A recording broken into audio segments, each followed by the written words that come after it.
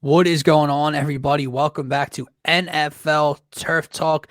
The season is finally here, and with that, we are finally at our last divisional breakdown, and we kept the best for last, Scotty. The NFC East breakdown is finally here. Eagles, Cowboys, Giants, all playoff teams from last season. Can all three get back? Who will win this division? Are the Commanders a dumpster fire? We're going to get into all of it and much more, man. But guys, first and foremost, make sure you are plugged in. Make sure you subscribe to this YouTube channel. The DSM-Media-Turf Talk YouTube channel is where you can find all of your NFL content all year long. Videos will be posted all throughout the week. Will be live and/or videos will be posted on Thursdays and Sundays consistently every week of the season, breaking down the past week's slate, previewing the this week's slate, everything like that. It'll be a lot of fun as the year goes on. But my man, we're this close. It's almost here.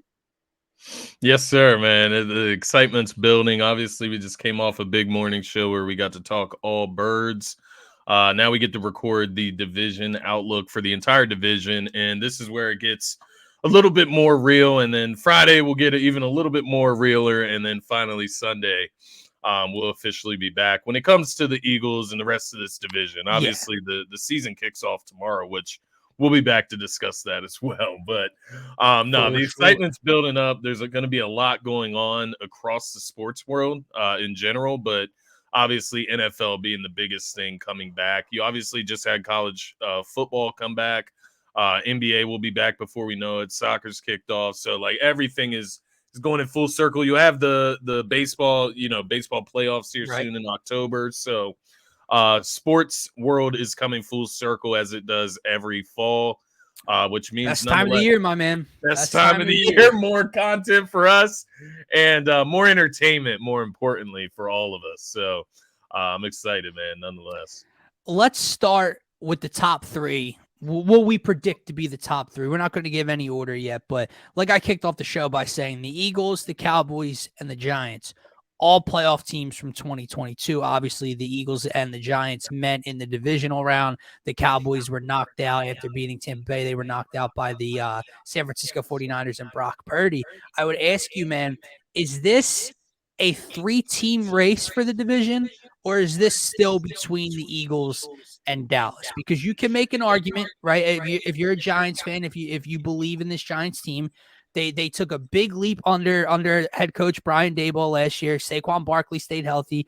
Daniel Jones, to you and I, is still somewhat of a punchline to a joke, but nonetheless, he did have a very serviceable season last year, right? He gets paid. And you can make the argument they're a little bit better. They get healthier on the defensive side of things. They get healthier in the secondary this year.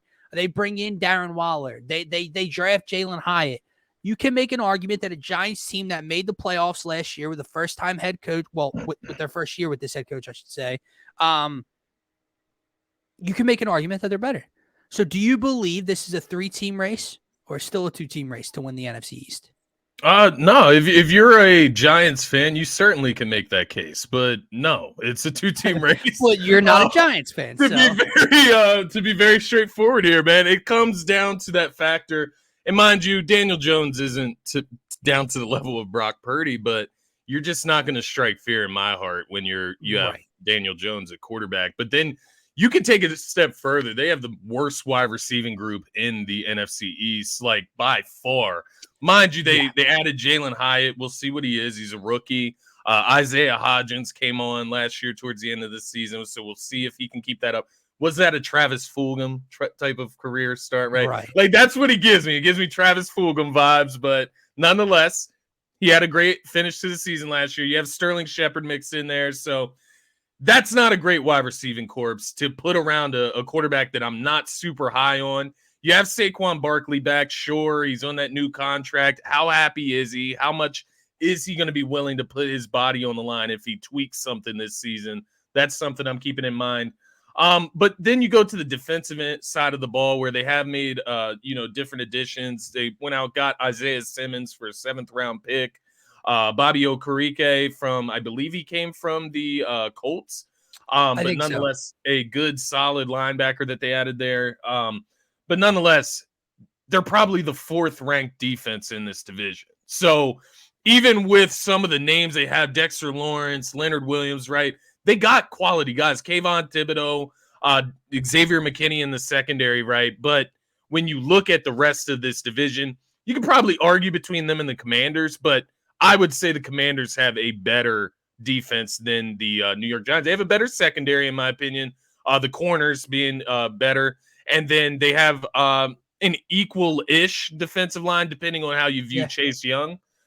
So you can argue Commanders, Giants, whatever the case may be. They're 3rd or 4th ranked defense in the division, 3rd ranked quarterback in the division.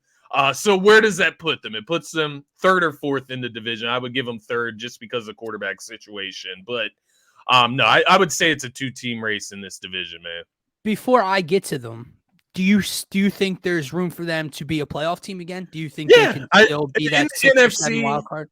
In the NFC, I think you're going to have teams that make the playoffs that probably should. I think with that new 7th seed that they've added over the last few years, mind you, the Eagles were a 7th seed the year before. Yeah, but prime example, look what happened.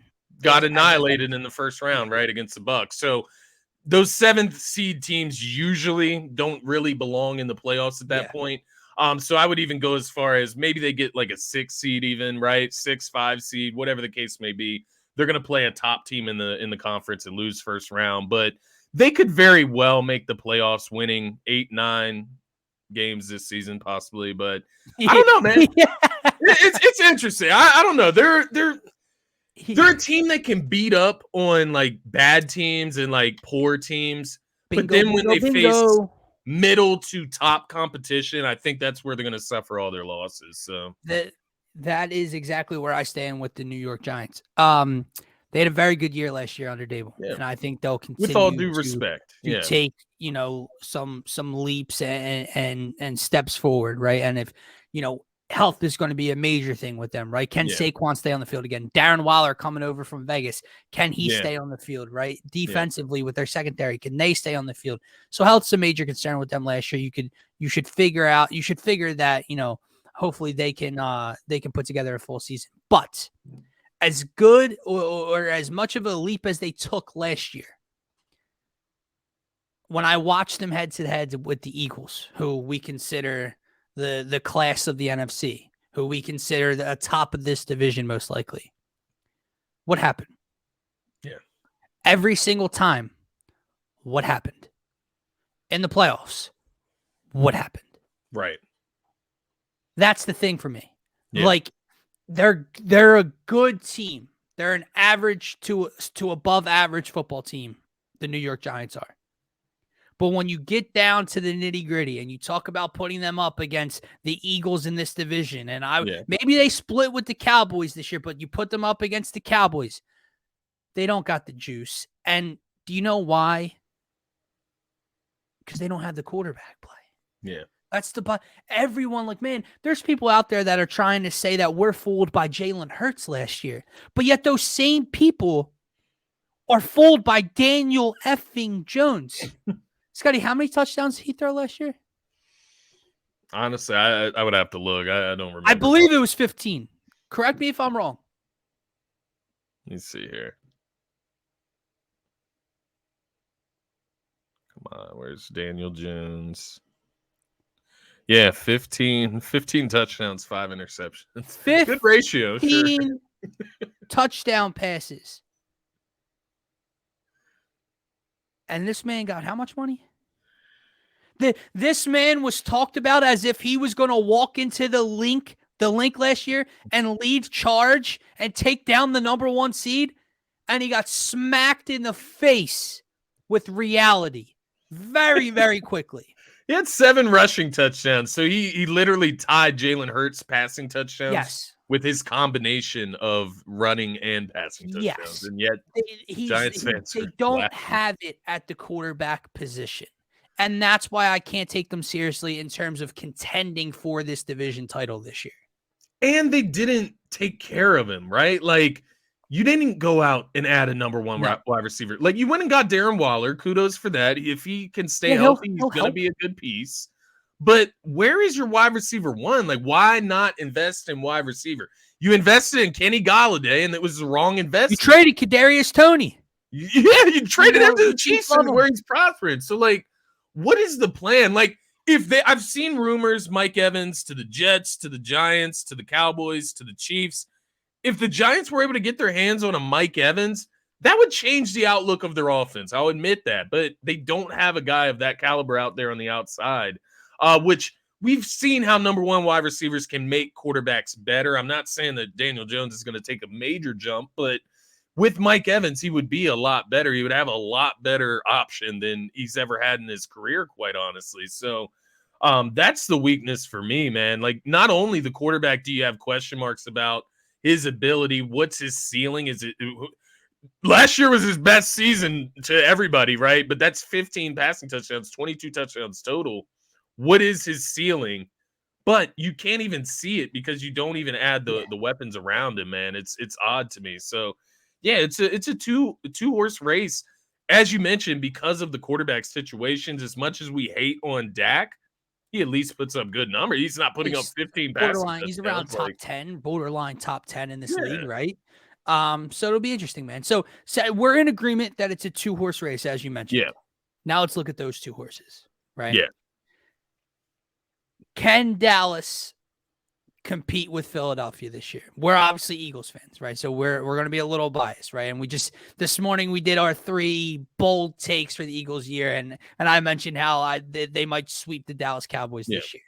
But as you alluded to, Dak Prescott and the Dallas Cowboys, since he's come in the league back in 2016, have had great success against the Eagles, right? As we all know, there has not been a repeat winner of the NFC East in 2 decades, or however the hell long it's been, right? So the history is against the Eagles here. But do you think Dallas has enough, or do you think Dallas will compete? Because my thing is, even if I'm wrong with my bold take, even if they split with the Eagles, what happens across the rest of the schedule? Yeah. Right? Do they lose to the Jacksonville Jaguars again when the Eagles beat them? Do they lose to the Green Bay Packers when the Eagles beat them? What happens to the other games they have in common? Can Dallas make up that ground with Philly? Yeah, they can compete with the Eagles this season, and they will. It's a 2-horse race for a reason, I would say. Once again, man, it feels like it's going to come down to Dak Prescott and what he does in the bigger moments of the season. We know in garbage time, he can light you up, right? He'll give you 300, 3 passing touchdowns, and lose 35-28 or something, right? Like, he can give that to you. But can he give you the big moments, right? I'm looking at the Cowboys' schedule here. So they start out Giants, Jets, first big test, right? We're talking about a top 5, top 3 defense in the New York Jets. And you're talking about Aaron Rodgers, who obviously has had the Cowboys number over the years. Then later on, week 5, you get the 49ers playoff rematch.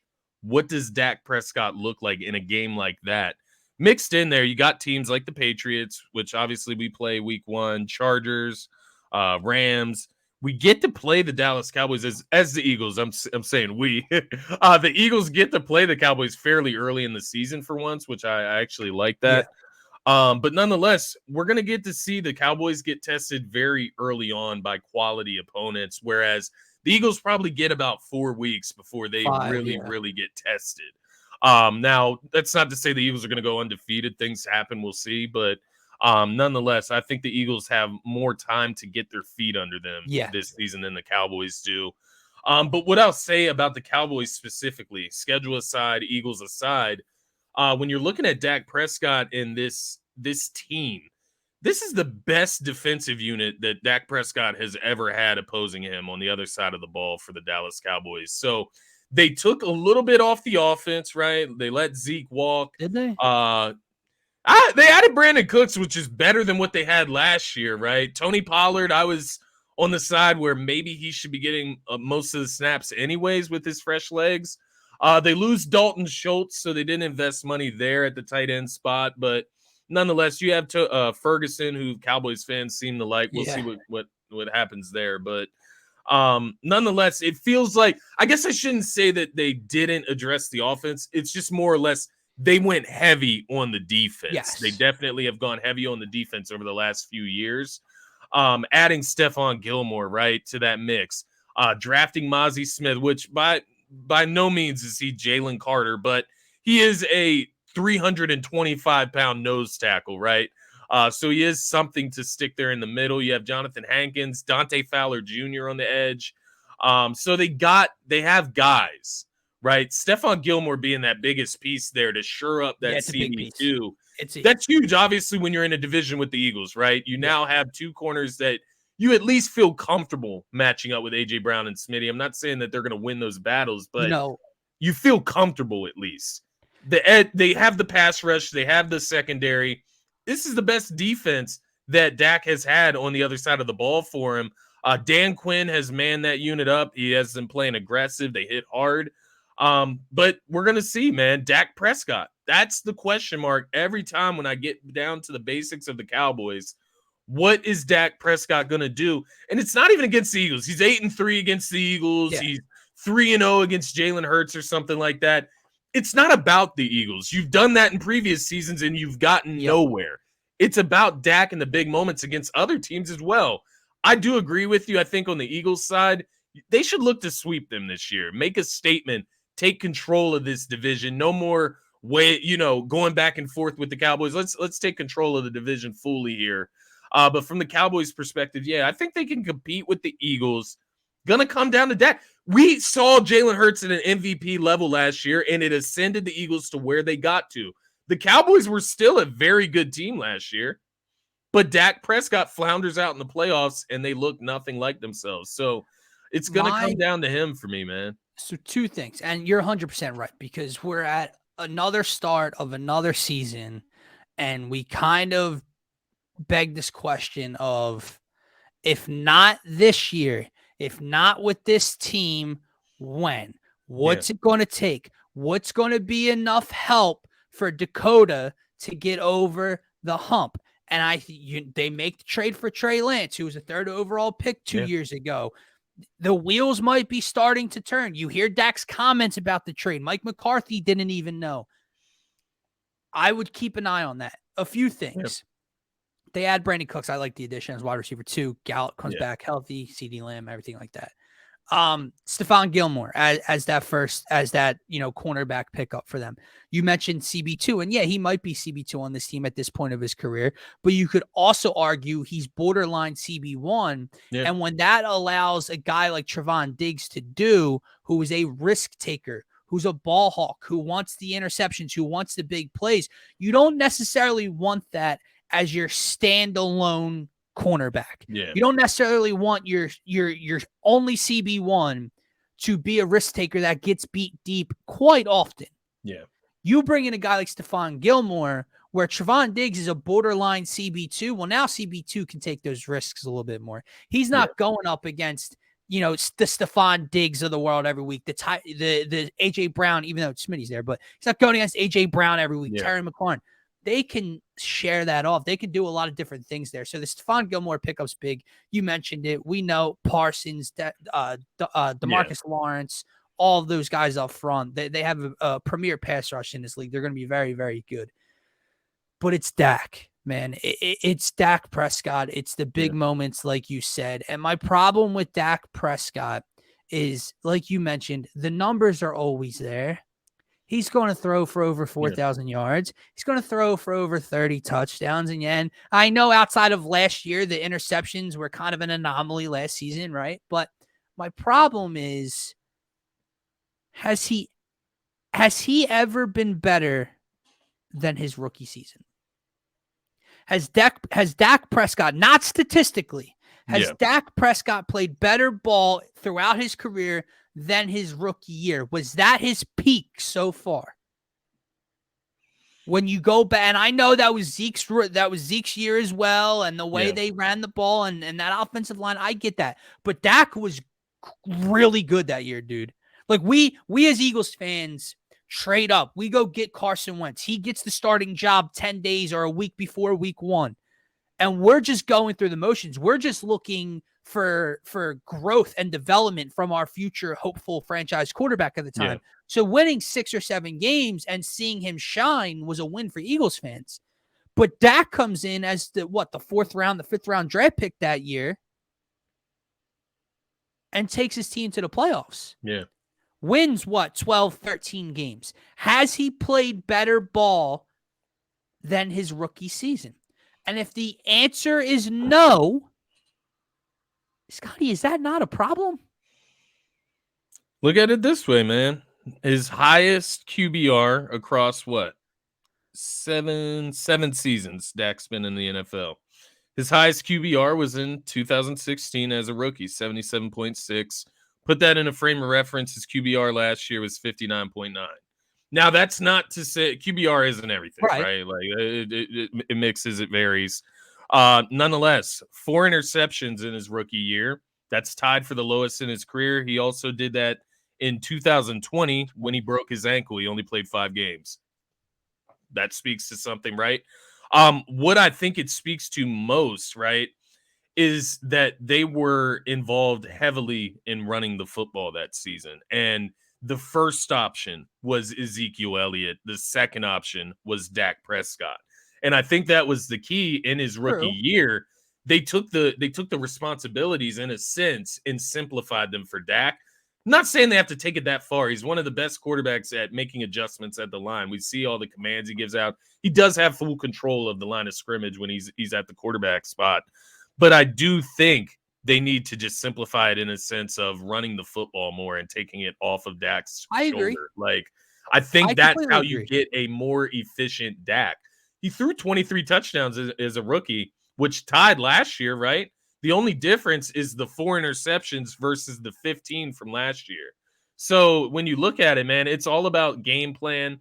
It's also on Dak, though. Like let's not just throw all the blame to the Cowboys. Like, Dak has to just be better, right? It seems like he has regressed since he got that huge contract. He had the huge MVP caliber season, breaks his ankle, has another pretty good season the year before last. And then last year, he leads the league in interceptions. So Dak Prescott needs to take some type of positive step forward this season. But what is the positive step? I feel like it's gotten so simple for him to where you have to get out of the second round. You have to get to the NFC Championship game. Like, that is the goal. Like, sure, you need to win the division to put yourself in a better spot. But it's not about that. It's about getting out of the second round, which they have not been able. They are the Sixers of the NFL, man. Like, they are the Philadelphia 76ers of the NFL. One very big problem with that. They get talked about like they're the Los Angeles Lakers of the past. They're the Lakers. They're the Celtics of the past. They're talked about like the Lakers and the Celtics, but they are the 76ers. That is the thing, man. Like, I would ask you this. Is the best version of Dak Prescott, when you look at that rookie year, the success they had, win categories, getting to the playoffs, everything like that, that defense was not this. No, right? To be fair, CeeDee Lamb was not there. Yeah. Brandon Cooks, everything.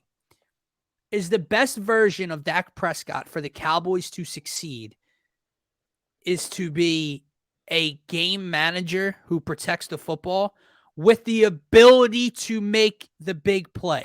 The ability to make the big play.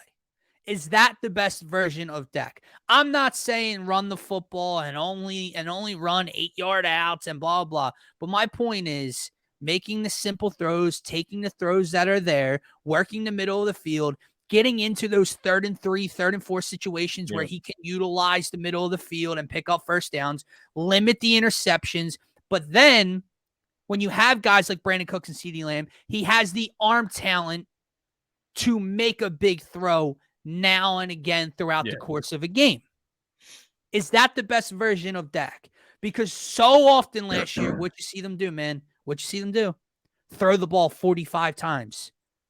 Throw the ball 20, 25, 30 plus yards down the field over and over again. The Jacksonville game where they lost, what are you throwing a game-ending interception on? Yeah. A ball down the field that should have never been thrown. Yeah. Is that the best version of Dak for them to win? I think it is, but you mentioned all those throws, the interceptions, and these are throws into double and triple coverage. So what that Like leads the me to decision making. believe, the decision making, he's highly confident, almost overly confident in Mhm. himself. He's confident to the point where it's a flaw. He thinks he can fit balls in windows that don't exist. And I don't know if you can change that mindset. Like, I don't know if you can fix that once you Right. go that route, right? Like, we saw it with Carson Wentz. He went that route and started throwing, and bad offensive lines, things moving around you, drama, that stuff will change you as a quarterback. So, to answer your question, yeah, that's what you would like to see him do, especially with a running back like Tony Pollard who can carry you in the ground game in Yeah. certain games.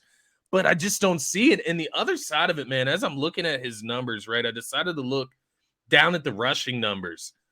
That broken ankle changed his career, man. Like For getting sure. out of the pocket, getting out of the pocket in the red zone, inside the 5 yard line, being a scramble eligible, like a Jalen Hurts, right? There things when things break down, Jalen Hurts can get out of the pocket and make a play that doesn't even look like it's there. Yep. Dak Prescott seems to have lost that ability in a sense. He still can make good throws. We saw against the Eagles, right? Avonte Maddox looks like he has him sacked. He breaks out of the sack, makes a throw on like third or fourth down to keep that drive going, and that ultimately helps them win that game against the Eagles.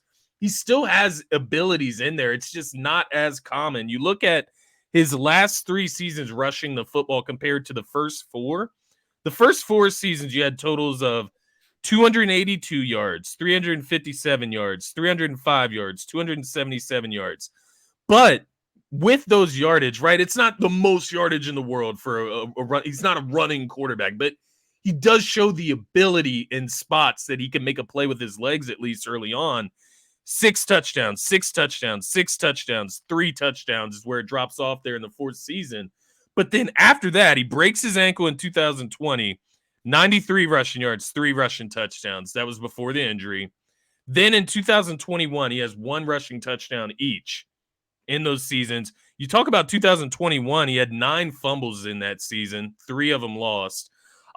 Last year, he has his third lowest rushing total, and the year before that, his second lowest rushing total of 146 and then 182. Right. I don't He's think just that's not the coincidence. same Right. quarterback. And Yeah. that It's makes a huge difference. We saw it once again with Carson Wentz when he tore his ACL and he wasn't as mobile as he once was. He wasn't able to get out of the pocket and make those spectacular plays that save your offensive line.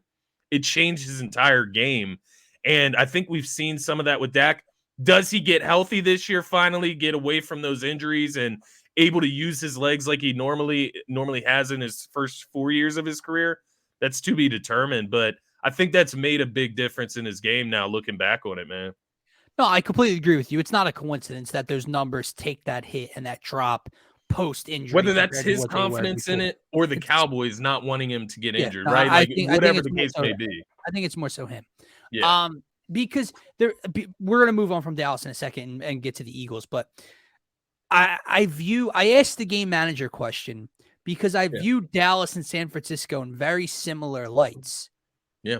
built on their defense, Yeah. right? Now I would give San Fran the edge in skill position when you're talking about Christian McCaffrey, George Kittle, Deebo Yeah. Samuel, Brandon Ayuk, but the Cowboys, You still have the good depth. offensive Yeah. lines are both very good. The Cowboys, Tony Pollard, CeeDee Lamb, Brandon Cooks, Michael Gallup, they have the pieces. Yeah.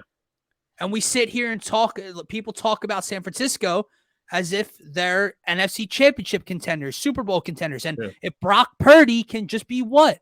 A game Manager. manager for them, where can they get to? Yeah. Well, wouldn't Dak Prescott just be Brock Purdy? If he could be Brock Purdy on steroids for Dallas, wouldn't that put Dallas in the same kind of conversation? Yeah, that's the perfect world for Dallas, right? Is Brock Purdy but on steroids. That's Dak Prescott. But like I said, like my concern with him is that's the problem. He's not Right. that. Like that's the Because problem. Dak He doesn't Prescott- have the mindset that Brock Purdy does of not turning the Dak ball Prescott over. has the belief that he is in the Patrick Mahomes and Joe Burrow and Jalen, like those. If he would type of operate tiers. like I can't turn the ball over here. I think they would win a lot of games that way, man. Just Yep. running the football and using their defense and not putting their defense in bad spots, right? I think that's a big part of it. And Yeah. I just don't know if you can take that out of your game once it's in there. Yep. Like, I just don't know. That's hard to switch your mindset once it goes that far. Like, what's he supposed to say now? Oh, never mind. I can't make those throws. You know what I mean? Like, if you thought you could make them last year, oh, never mind. I can't make those throws into those windows this year. I'm not as good as I was. And that's not to say to play tight. It's not to say to sit here and worry and focus on, I can't turn the ball over. I can't turn the ball over and play tight like that and not force conscientious of it. Yes, exactly. Moving on to the Eagles, right? Because we don't want to take too long on this episode. But moving on to the Birds, man. We talked about this division as if it is that 2-horse race, and it is. But I think we're in agreement that we both believe the Eagles should win this division, be the first repeat winner for quite some time in the NFC East, and hopefully win the NFC as a conference again. The reason I give them such edge, look, I think they're very similar teams. I think both defenses are great. I think in some areas and aspects, and depending week to week, you could say Dallas's unit is on another level than the Eagles. They both have they're both good in the trenches. But what it comes, they both have good skill position players. What it comes down to for me is a few things. The Eagles are deeper. Yeah, they're deeper in the trenches. Yeah, they're better in the trenches. They're deeper at skill position. I love that. You have Tony Pollard and CeeDee Lamb and I have AJ Brown and Dallas Goedert and Devontae Smith and DeAndre Swift and everything, right? Yeah. You look at the defensive line. Yeah, you have DeMarcus Lawrence. You have Micah Parsons. Well, I have X, Y, Z, W, O, N. The Eagles have everything, right? Yeah. Corners, the duos. Could argue who's better week to week. This corner room we've ever had. Exactly. I think the Eagles are deeper in the main groups that matter. Yeah. And then the simple thing for me. I know what his record is versus Jalen. I know he has had success against previous Eagles defenses. But what it comes down to for me is the head coach and quarterback duo. And you better bet your ass that I'm taking Nick Sirianni and Jalen Hurts 7 days a week, 365 days a year, and twice on Sundays over Dak Prescott and Mike effing McCarthy. That's what this division comes down to for me. When these teams are so eerily similar and both teams could win 12, 13 games if they're playing at their peak and stay healthy. Yeah. There's a week or two difference where that quarterback and those head coaching duties and responsibilities and decision-making, there's 1 or 2 games out of the season where that's going to play the difference in winning in this division. And that's where you give the Eagles a steeper edge. Yeah, I think to your point, when you're talking about comparing, Dak Prescott versus Jalen Hurts, I think there's just there's a calmness that comes with Jalen Hurts, right? And there's a confidence that comes with him when he steps on the field. You're just confident. He's a winner, man. And I know, early on, I know our cornerbacks aren't cursing him out in training camp. Right. And the thing is, early on, before we saw him able to throw the deep ball so accurately last year, number 1 in the NFL, right? Before we had AJ Brown and before we knew Jalen Hurts could be that franchise guy, there was one thing that we could count on with Jalen Hurts, and that is the fact that he is a gamer. And that is what you have to love about this man. It's not that he's the best quarterback in the world. He just blows you away with his mechanics, and he's going to air you out for 5,000 yards and 40 passing touchdowns. No, he's just going to do what it takes to win. And that's where I compare him to Tim Tebow and that type of mindset. Yeah. Tim Tebow, he's a lot more talented than Tim Tebow as a quarterback. But when you talk about that gamer mentality, it can win you games alone. We saw Tim Tebow win games in the NFL. Think about that, right? With his lack of talent at the quarterback position. Jalen Hurts has a ton more talent than Tim Tebow, but he has the same gamer mentality that he goes out there and does what he needs to do to win football games. And that's the calmness, the confidence that comes with Jalen Hurts. That's why Jalen Hurts was able to do more than Dak Prescott has done in his career in his second season as a starter in the NFL, right? So that is part of it. I liked your point about the depth, man. I totally agree with you there. And I think that's a good point that just isn't talked about enough when you look at both of these teams.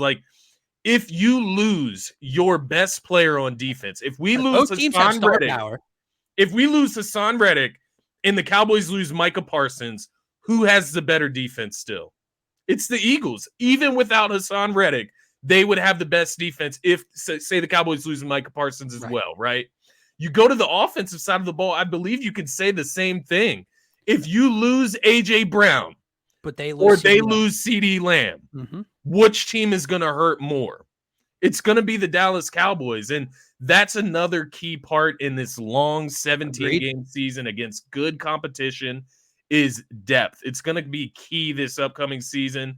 And even Dak, man, knock on wood, we've seen him get beat up the last 2-3 seasons, right, as far as injuries. But no, I love it. The comparison between Dak and Jalen, I think that's one difference.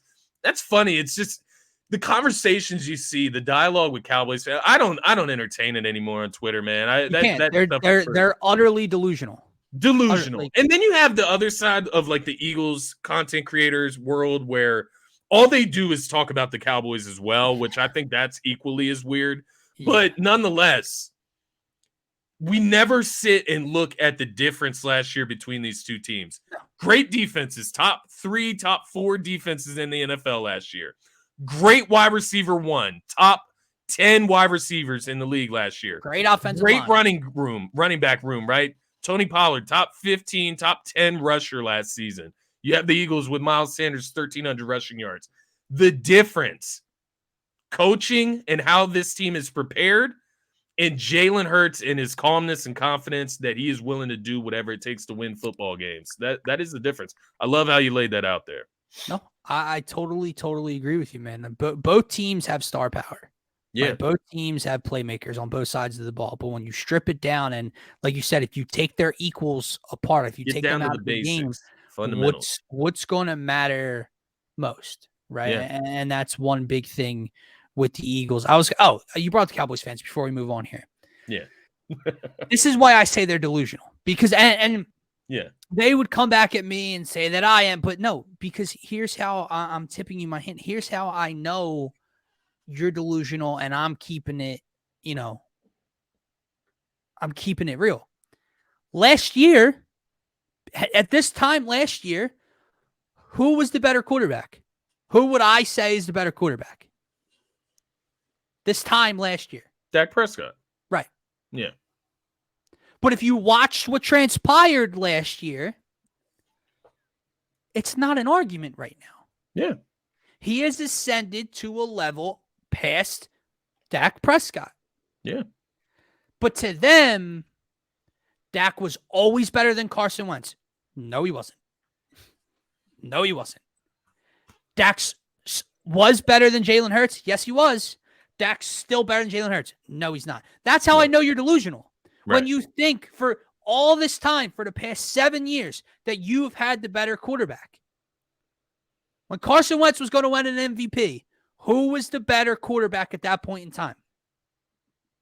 Not Dak Prescott. But they would have told you he was. That's how I know you're delusional and you don't look at things fairly. You just want to talk about your team and your hate for the other team and their players. Last year, like how you can come out of last season and think that Dak Prescott is better than Jalen Hurts. Like last season, Dak Prescott had 24 total touchdowns, 16 turnovers when you add in the fumble that he lost. Jalen Hurts had 7 interceptions? Something like that. 7 interceptions. He had 35 total touchdowns, I believe it was. Let me get it pulled up here. I have the stats. He had 6 interceptions last year. 22 interceptions. 22 passing touchdowns, and I do believe it was 13 rushing touchdowns. How many fumbles? Lost. Let's find out. Should be under rushing. It should be. Here we go. That was 2020. 5 fumbles, 0 lost. None lost. So total of 6 turnovers for Jalen Hurts. Total of 35 touchdowns for Jalen Hurts. So 35-6 ratio of scores versus turnovers. Dak is 24-16. Right. Well, and how do you come out of that looking at Dak as better? Like that's I'll tell you how. Because their argument would be you're letting one season determine blah, blah, blah. Well, can I ask you guys a question then? When Dak burst onto the scene his rookie year and had that great rookie year I alluded to earlier in the show, Yeah.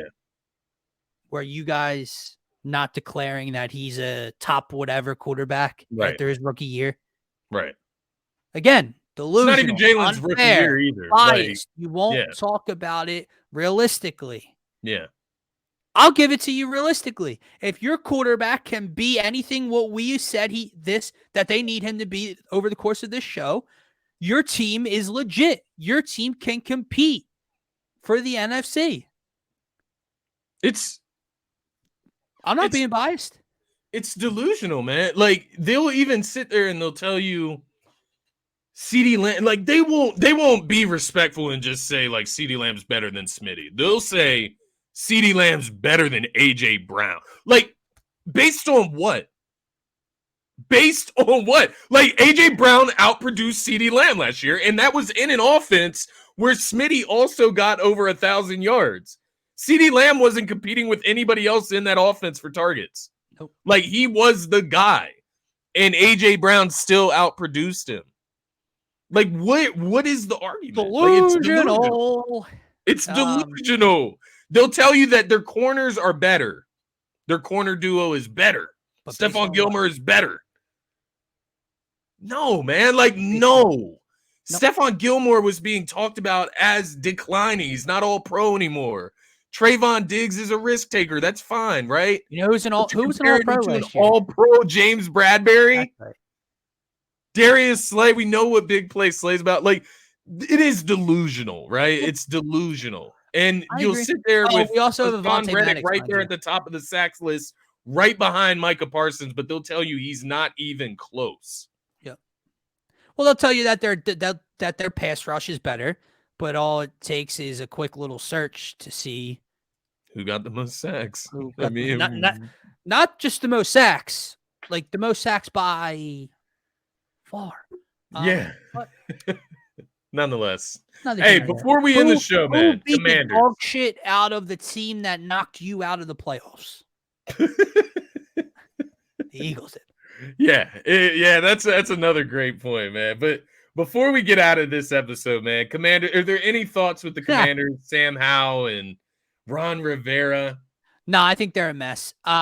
Listen, they're good defensively. They have been good defensively for quite some time. Yeah. You know, they've made a playoff game with Taylor effing Heineke at quarterback a few short in 2020, 2021, I believe. So you have Terry McLaurin. I like guys like Brian Robinson and Antonio Gibson. They can run the ball a little bit. As a duo, yeah. They just don't have enough. You don't have enough at the skill position department behind Terry McLaurin. I don't know where their offensive line ranks across the league. I'm not too in tune with that, but it's not like they're a top of the league offensive line. Right. They're going through an ownership turnover. The fans want their effing name changed again. They're a mess, and you don't know what Sam Howell is at all. You know, 6 wins might be too much. 5 to 6 wins, maybe the Commanders can they reach 7, maybe go 7-10, depending on what Sam Howell looks like this year. Like the Eagles went 7-9 when they had Jordan Matthews at wide receiver 1 once his rookie. So they're a team, maybe. They're a team like I believe their ceiling is like a New York Giants last year, and that's if Sam Howell can just be like a game manager. Like I think, like I'm not saying 10 games. I think the Giants may have won 10 games last year. I don't think they can win 10 games. I would say around 8 or 9. That would be my ceiling for the Washington Commanders. Just by playing defense, right? Playing sturdy. How they played the Eagles on Monday Night Football, the one loss early in the season for the Eagles last year. That is how they have to play every single game with a little bit better quarterback play. And then celebrate a roughing the passer call that wasn't roughing the passer. We get it. We don't have to revisit that, but yeah, that's their ceiling. But I also think the other side of the conversation with the Commanders is that it could spiral out. I think they could start off playing teams tough, lose a few close games, and then it spirals out of control. Maybe Jacoby Brissett's inserted into the starting lineup as the starting quarterback. I could see it going 2 different ways for this team, but overall, it's a 2-horse race in this division, man. Giants and Commanders. You can talk to me about Daniel Jones all you want.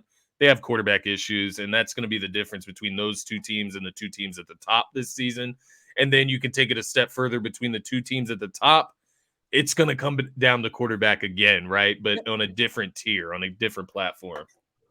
I agree with you, man. So to wrap up, I think we're in agreement. A lot of people, I think, would be in agreement. The Eagles winning this division, I think they're going to win anywhere from 11 to 13 games. 12 seems to be the sweet spot. That schedule's tough, man. They have to stay healthy. I still think they're just that talented and the class of the NFC. So I have the Eagles coming in first. I have the Cowboys coming in second.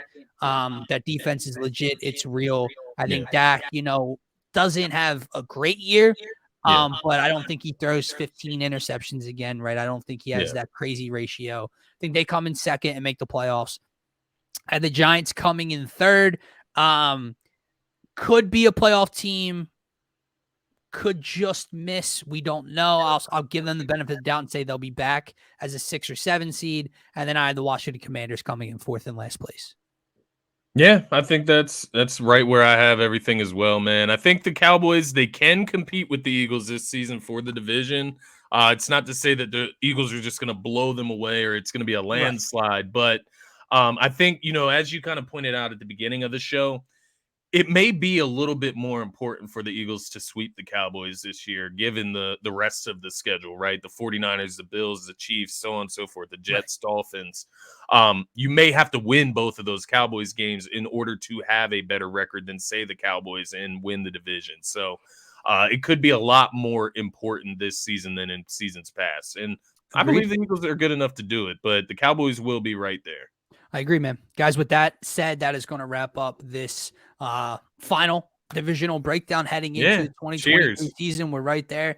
We're going to be kicking off the NFL season with Lions and Chiefs tomorrow, giving our playoff seeding and standings and predictions tomorrow as well for both the AFC and NFC. So that'll be a lot of fun. But for myself, for Scotty, for DSM, enjoy the rest of your